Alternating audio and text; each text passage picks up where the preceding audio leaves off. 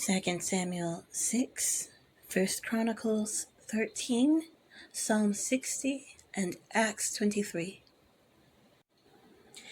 David again gathered all the chosen men of Israel, 30,000.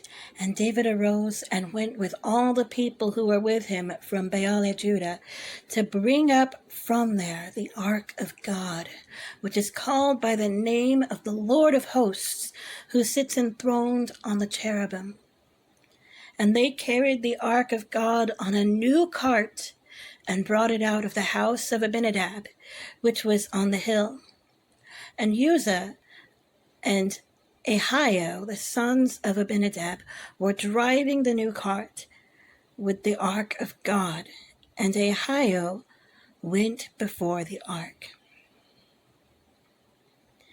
And David and all the house of Israel were celebrating before the Lord with songs and lyres and harps and tambourines and castanets and cymbals. And when they came to the threshing floor of Nacon, Uzzah put out his hand to the ark of God and took hold of it, for the oxen stumbled. And the anger of the Lord was kindled against Uzzah, and God struck him down there because of his error, and he died there because of the ark of God. And David was angry because the Lord had broken out against Uzzah. And that place is called Perez Uzzah to this day. And David was afraid of the Lord that day and said, "How can the ark of the Lord come to me?" So David was not willing to take the ark of the Lord into the city of David.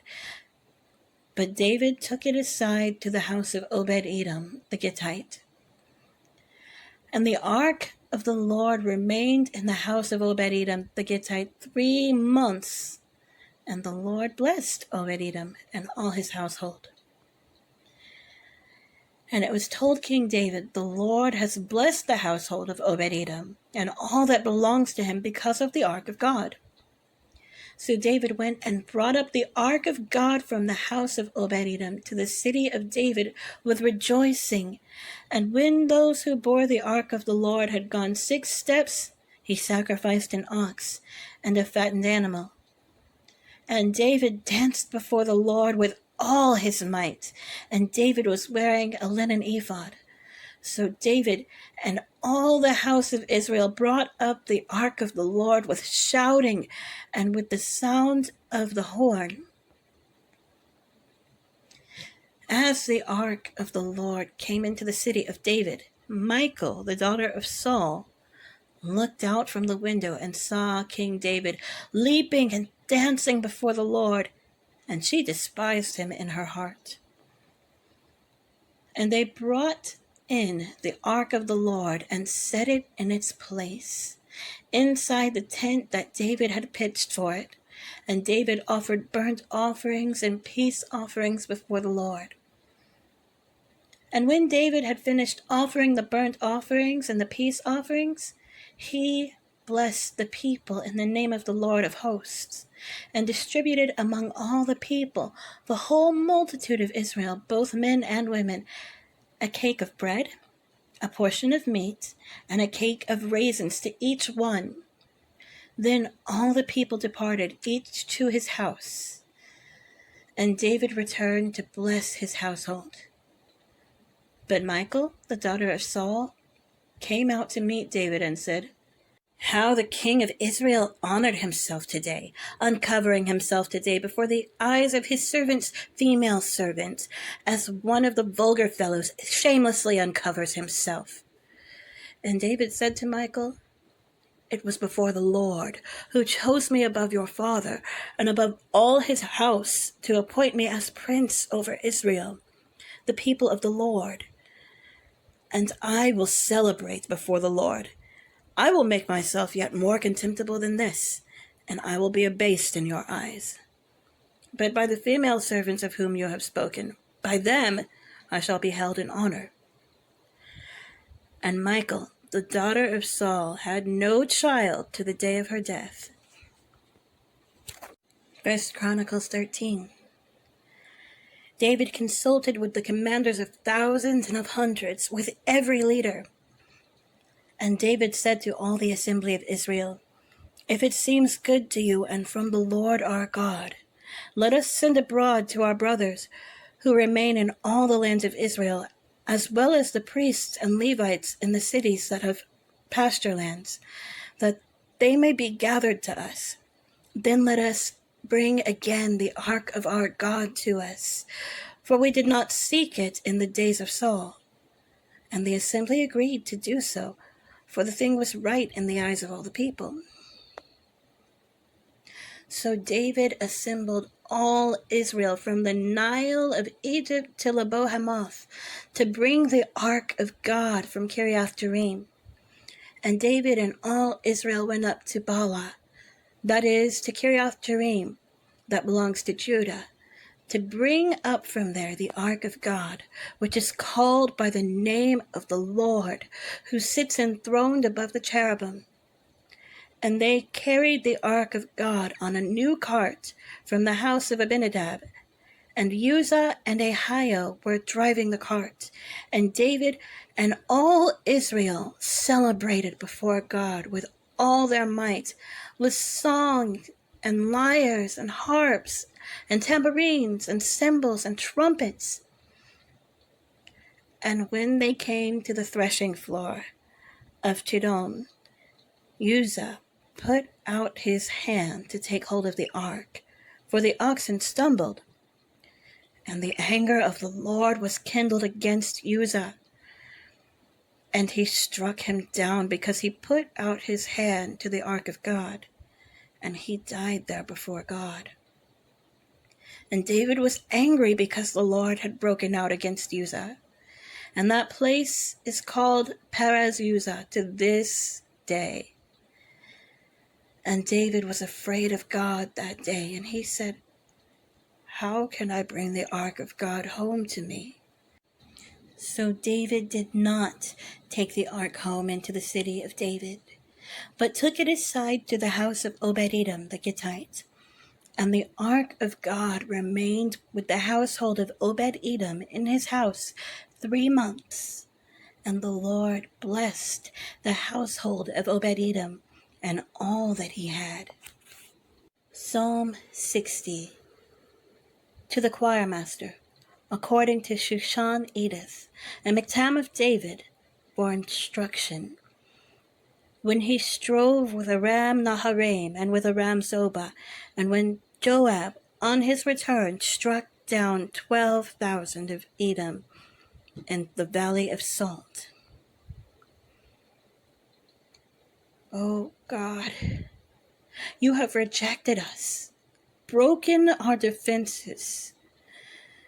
You have been angry. Oh, restore us. You have made the land to quake.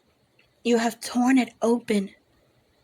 Repair its breaches, for it totters.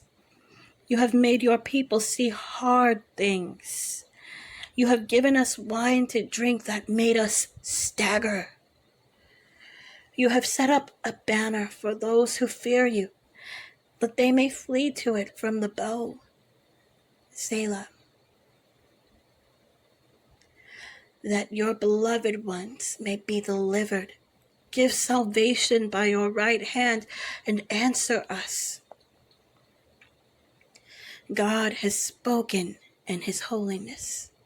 With exultation I will divide up Shechem and portion out the vale of Succoth. Gilead is mine, Manasseh is mine, Ephraim is my helmet, Judah is my scepter. Moab is my wash basin. Upon Edom I cast my shoe. Over Philistia I shout in triumph. Who will bring me to the fortified city? Who will lead me to Edom? Have you not rejected us, O God? You do not go forth, O God, with our armies. O grant us help against the foe, for vain is the salvation of man. With God we shall do valiantly. It is he who will tread down our foes. Acts 23. And looking intently at the council, Paul said, "Brothers, I have lived my life before God in all good conscience up to this day." And the high priest Ananias commanded those who stood by him to strike him on the mouth. Then Paul said to him, "God is going to strike you, you whitewashed wall.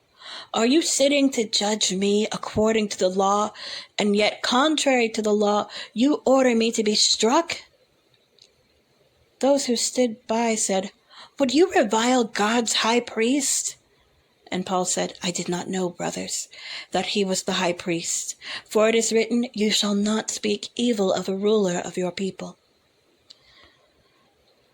Now when Paul perceived that one part were Sadducees and the other Pharisees, he cried out in the council, "Brothers, I am a Pharisee, a son of a Pharisee.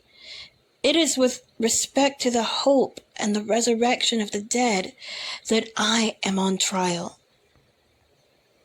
And when he had said this, a dissension arose between the Pharisees and the Sadducees, and the assembly was divided. For the Sadducees say that there is no resurrection, nor angel, nor spirit, but the Pharisees acknowledge them all. Then a great clamor arose, and some of the scribes of the Pharisees' party stood up and contended sharply, "We find nothing wrong in this man. What if a spirit or an angel spoke to him?" And when the dissension became violent, the tribune, afraid that Paul would be torn to pieces by them, commanded the soldiers to go down and take him away from among them by force and bring him into the barracks. The following night the Lord stood by him and said, "Take courage, for as you have testified to the facts about me in Jerusalem, so must you testify in Rome." When it was day, the Jews made a plot and bound themselves by an oath neither to eat nor drink till they had killed Paul. There were more than 40 who made this conspiracy. They went to the chief priests and elders and said, "We have strictly bound ourselves by an oath to taste no food until we have killed Paul. Now, therefore, you, along with the council, give notice to the tribune to bring him down to you, as though you were going to determine his case more exactly. And we are ready to kill him before he comes near." Now the son of Paul's sister heard of their ambush, so he went and entered the barracks and told Paul. Paul called one of the centurions and said, "Take this young man to the tribune, for he has something to tell him." So he took him and brought him to the tribune and said, "Paul, the prisoner, called me and asked me to bring this young man to you, as he has something to say to you." The tribune took him by the hand and, going aside, asked him privately, "What is it that you have to tell me?" And he said, "The Jews have agreed to ask you to bring Paul down to the council tomorrow, as though they were going to inquire somewhat more closely about him. But do not be persuaded by them, for more than 40 of their men are lying in ambush for him, who have bound themselves by an oath neither to eat nor drink till they have killed him. And now they are ready, waiting for your consent." So the tribune dismissed the young man, charging him, "Tell no one that you have informed me of these things." Then he called 2 of the centurions and said, "Get ready 200 soldiers with 70 horsemen and 200 spearmen to go as far as Caesarea at the 3rd hour of the night. Also provide mounts for Paul to ride and bring him safely to Felix the governor." And he wrote a letter to this effect: "Claudius Lysias, to His Excellency the Governor Felix, greetings. This man was seized by the Jews and was about to be killed by them when I came upon them with the soldiers and rescued him, having learned that he was a Roman citizen. And desiring to know the charge for which they were accusing him, I brought him down to their council. I found that he was being accused about questions of their law, but charged with nothing deserving death or imprisonment. And when it was disclosed to me that there would be a plot against the man, I sent him to you at once, ordering his accusers also to state before you what they have against him. So the soldiers, according to their instructions, took Paul and brought him by night to Antipatris. And on the next day they returned to the barracks, letting the horsemen go on with him. When they had come to Caesarea and delivered the letter to the governor, they presented Paul also before him. On reading the letter, he asked what province he was from. And when he learned that he was from Cilicia, he said, "I will give you a hearing when your accusers arrive." And he commanded him to be guarded in Herod's praetorium.